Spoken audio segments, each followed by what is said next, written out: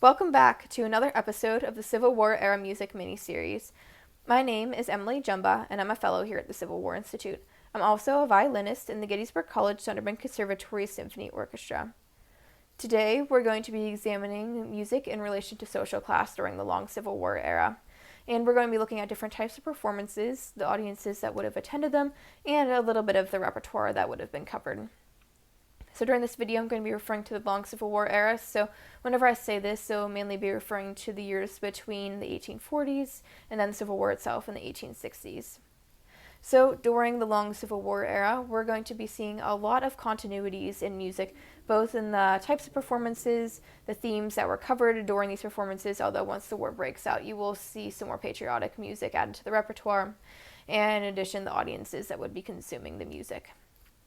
So the biggest difference that we're going to be covering today is going to be with the upper classes of society and the performances that they would be going to see. There was a decline in the frequency of these performances, and whenever they did happen during the Civil War, then the purpose of them was often altered. Rather than being used for profit or entertainment, these performances were often used as benefit concerts to support the war effort and show patriotism. So, similar to today, you'll see that music appeals to a wide range of audiences, and the same was true back during the Civil War era. And part of this appeal to different audiences was based on how expensive it was to attend the performances and how accessible they were. So pretty low on the spectrum of how expensive the performances were, but pretty high on the level of accessibility. We're going to be starting with minstrel shows. So a minstrel show is basically whenever the performer would put on blackface and then create a performance that generally negatively stereotyped African Americans. So these performances carried over from the antebellum period and into the Civil War itself, and it wasn't limited to just one region. You'll see them in both the South and the North, and they were so widespread that you'll also see both civilians and soldiers in attendance. For example, in Florida, in late July of 1863, there were soldiers of the 7th Connecticut who decided that they were going to put on a minstrel performance because at times soldiers, whenever they were on leave, they would go into town and they would see a show or two and then they'd come back. But these soldiers weren't on leave and they weren't able to leave the camp, so they decided to create their own minstrel show there. They made blackface using materials that they had on hand, and then they made a performance that parodied soldiers who fought with the United States colored troops during the Battle of Fort Wagner, which had just recently happened. So moving on from minstrel shows to a type of performance that was a little bit more limited in accessibility and a bit more expensive, we're going to be looking at popular performances. And so this is popular music that's consumed by people of variety of different backgrounds, similar to what you'll see today, just not quite as broad as minstrel shows, as it was slightly more expensive to attend these performances. And as we saw in my video on sheet music from the Civil War era, the sheet music itself for songs of the pop culture kind of nature was relatively expensive. So in 1844, the piece that I played from you in that other video, Get Off the Track, cost 25 cents. So in today's money, that would cost about $10.06. And so it was relatively expensive to buy the music. But in addition to that, you would also pay to go and see these performances. And that particular piece was performed by the Hutchinson Family Singers, who was perhaps one of the most well-known performing groups from this genre during the Civil War era. They were based in the Northeast, and they got their start during the 1840s, particularly in 1843. And as the Hutchinson Family Singers became more popular, then you're going to see them going on tour, more similar to how you'll see pop stars going on tour today. You would see these performers going on tour back during the Civil War era. So the Hutchinson Family Singers traveled up and down the eastern seaboard, and at one point in 1844, so pretty early on in their career, they made a stop at Lowell, Massachusetts, and there they were advertising tickets for their program, which was going to be held at a local church, because their concerts were often held at churches or at concert halls. This one was at a church. This particular program, their tickets cost 25 cents a piece So that's the same price that someone would have been paying for that packet of sheet music, because it's in the same year, 1844. And these tickets were sold in the local bookstore. So they started to become very well known, and in their songs, Hutchinson family singers focused on a variety of different topics, most of them related to social reform. So they wrote songs about temperance and labor reforms and bringing religion back into people's lives. And perhaps the one that they were most famous for and the one that they most outspokenly wrote about was emancipation. So the Hutchinson family singers were abolitionists, and they did believe in immediate emancipation. And actually, you'll see a bit later on in their careers, they went to Great Britain on an international tour, this time accompanied by Frederick Douglass, and together there in Great Britain, they were advocating for abolition. And so by the time the Civil War rolled around, they were very, very popular within the United States. And on February 6th of 1861, so right before the war broke out, one of their relatives named Lucius Bolus Hutchinson wrote to them from his home in Mount Vernon, New Hampshire, and he asked them, they were at the time in New York City performing, to come and visit him, and he would make arrangements for them to perform at a local church. He was hoping to make a profit out of this deal, and he told them that he hoped that this profit would be around $15 to $20. So accounting for inflation today, that would be around ranging between $514.49 to about $685.99. So it would have been a pretty good profit for Lucius. And so the first major hit that the Hutchinson family singers would have had was The Granite State, and this particular piece was published in 1843, and it was so popular that they sold it both in the form of sheet music, and also they performed it at the majority of their concerts, using it mostly as a concert closer, as it was almost as their signature song. And it both introduced their family members, but then it also concluded with a strong call for immediate emancipation, which, like I said before, is one of the largest themes within their music. So now I'm going to be playing for you The Granite State by the Hutchinson family singers, which is an example of music that would have been at a popular performance during the long Civil War era.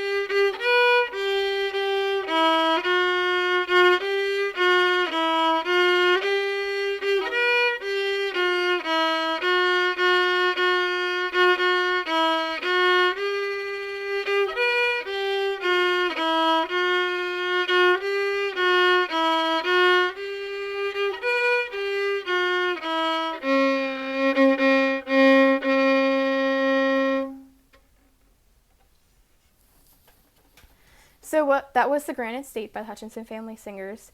And so now we're going to move on to music that was consumed mostly by people in the upper classes. So these type of performances were usually opera performances, and they were common in both the North and in the South. So in the North, an example of this is Joanna Maria Lind, and she usually went by the name Jenny Lind. She was a Swedish opera singer who came to the United States after being contacted by P.T. Barnum, who offered to arrange a tour for her here in the United States. And so she decided to come here. Her first concert was in New York City. And then after that, she moved around the country. And that first performance was in 1850. And so her next stop on the tour was in Boston. And the tickets for these concerts were usually auctioned. And to show you just how expensive it would have been to attend one of these concerts, the highest bidder for that Boston concert, which would have also been in 1850, was a bid at $625. So this person paid around $24,185.58 worth in today's money to go see her perform. So that is a huge difference from people who would have gone to see the Hutchinson Family Singers, as their concerts had cost 25 cents to attend, which again was around $10.06 in today's money. So this is a massive difference. And while yes, this was someone who was paying the highest price ticket to go see that particular concert, you could think that if they're paying that much for the highest price one, that even the lower price tickets are also going to be quite expensive, at least in comparison to those in the popular performances. And so in addition to this, you're going to be seeing a difference in the style of the programs. And while both programs from this more upper class performance by Jenny Lind and then that by the Hutchinson Family Singers has images of the performers on the front of it, you're going to be seeing differences in how they're dressed. So Jenny Lind is usually depicted in a formal gown with off the shoulder sleeves, and it's just generally quite fancy. And then for the Hutchinson Family Singers, their outfits are usually much plainer, although of course they are still quite respectable, as they would be performing for the middle and upper classes still. So Jenny's southern counterpart was named Bertha Ruhle, and so she was a famous opera singer from New Orleans, although she had fled the port during the war, and by 1863 she had ended up in Richmond, where she was in exile, but then also she started performing there. So in Richmond, during the Civil War, we're going to be seeing a change in the frequency of music performances, and as I mentioned earlier, also in the purpose of them. So there were benefit concerts before the Civil War had broken out, although they were usually for charitable donations for things such as helping out orphanages or something like that. Like, for example, there was a benefit concert up in Boston around the time that Jenny Lind was performing, where they were raising money for a children's orphanage in the city. But once the war broke out, these benefit concerts became much more frequent, and in addition to that, they were used to raise money to support the war effort and as a way for citizens to show their patriotism. So, for example, two of the last benefit concerts that were performed in Richmond before a large break was taken in the music scene were held at the United Presbyterian Church, and these two concerts combined raised about $1,500. So together, these churches, if you count for inflation, their concert was able to raise around $35,932.86. So this is a massive amount of money that they were raising, which they then donated to volunteers from Richmond and soldiers from Maryland during the war. And this was in the spring of 1862. So they raised this massive amount of money. So you're going to be seeing a huge difference here again between performances that were attended by the upper class people as well as compared to those from the Hutchinson Family Singers, where again it was much less expensive to attend. And in addition to that, whenever people would go to these concerts, especially in the upper class, not only was it an opportunity for them to go and socialize with people that they knew, but it was a way to show a facade of wealth, because if they attend, then it looks like then they have a good deal of money because they're able to afford tickets to attend this concert. And in addition, it would show a bit of patriotism, because by the time the war rolled around, most of these concerts were benefit concerts, and the funds were all going back to support the Confederate Army, at least in Richmond.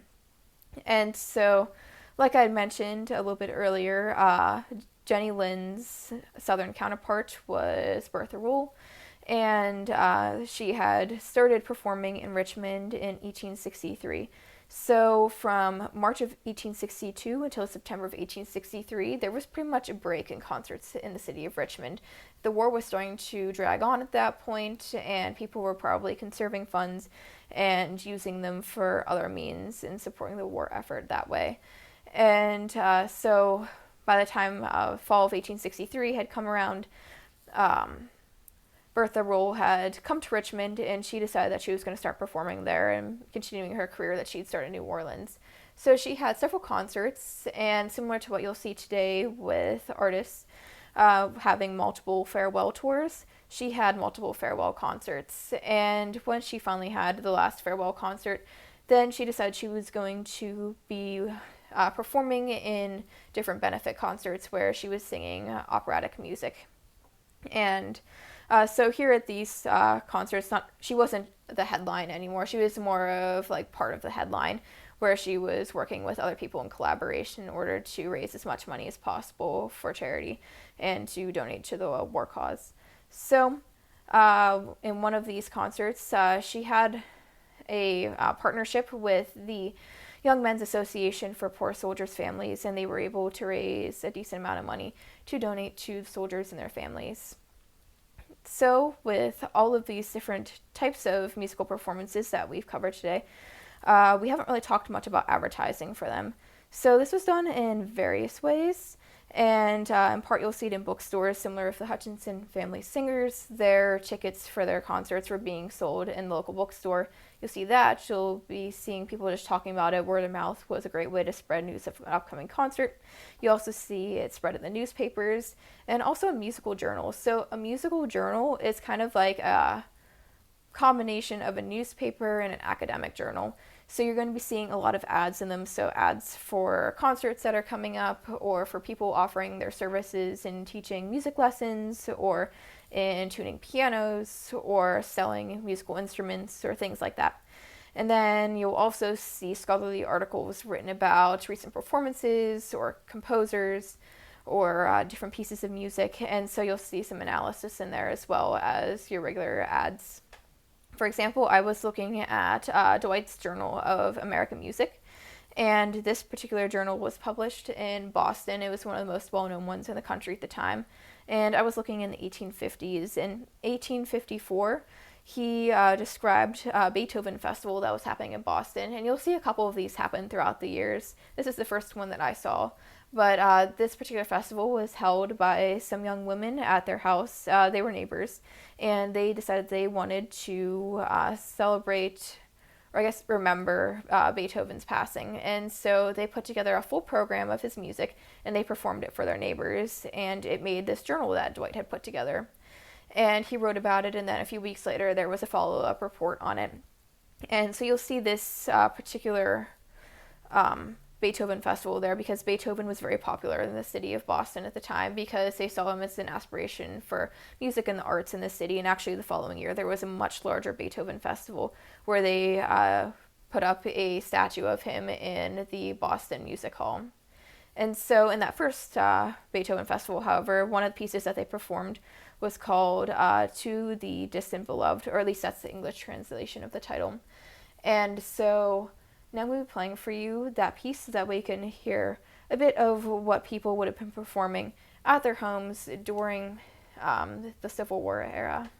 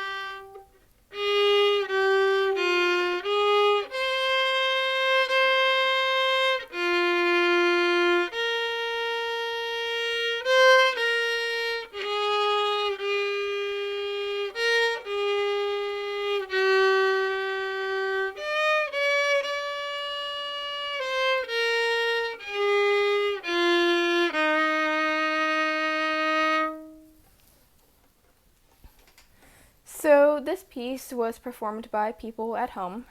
Although, in addition to that, you're going to be seeing a lot of famous Baroque and classical composers being discussed in journals such as Dwight's. So you'll be seeing Beethoven and Bach and Haydn and Mendelssohn and other famous composers. So during this video, we covered different types of musical performances that you would have seen during the Civil War era, and they really did range from who was able to attend due to how expensive they were. And so there were ones like the minstrel shows that were relatively inexpensive to attend, and were pretty accessible for a lot of people and were attended widely in both the North and South. And then you'll see popular music performances that again spread across both regions with the Hutchinson family singers and other artists. And these performances were a bit more expensive to attend, but it also then limited the people who were coming, so it was mostly middle and upper class. And then we see the upper class performances, which were mostly operas and benefit concerts that were used to support charitable causes, and once the war broke out, usually the war effort.